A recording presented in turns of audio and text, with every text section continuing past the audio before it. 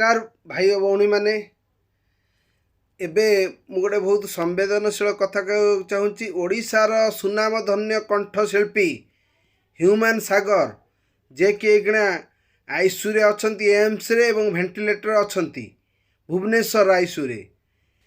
तांकर स्वास्थ्य अवस्था बहुत खराब। तांको माँ कांदिकी कौन कहउचंती देखंतु। मो पुअर देह सीरियस कंडीशन रे अच्छी वर्तमान वेंटिलेटर लगी तार सब किसी ऑर्गन फेलर बताऊँ डॉक्टर मैंने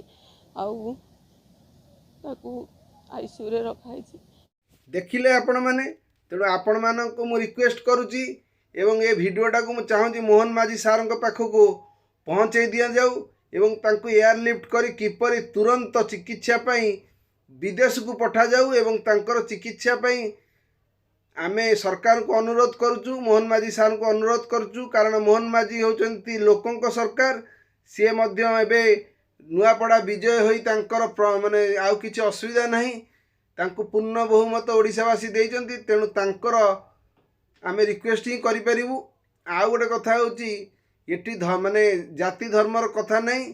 समस्ते ठाकुर को श्री जगन्नाथ को डाकंतु। मु ओडिया बोली जगन्नाथ को डाकुची समस्ते समस्त को हेल्प करंतु एवं ये कथा भावंतु नहीं जे ह्यूमन सागर माने जने ख्रिस्टियन बोली तांको आमे सपोर्ट करिवनी। जाति धर्म रे के कलाकार कर किछि जाति न थाए कि धर्म न थाए।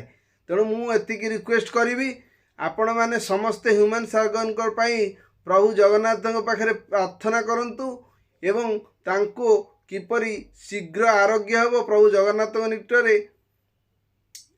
निकटरे आपण माने प्रणाम करंतु एवं जगन्नाथ को डाकंतु से किपरि भल तुरंत फेरे आम कतिकी फेरी आसवे। रहिली जय जगन्नाथ।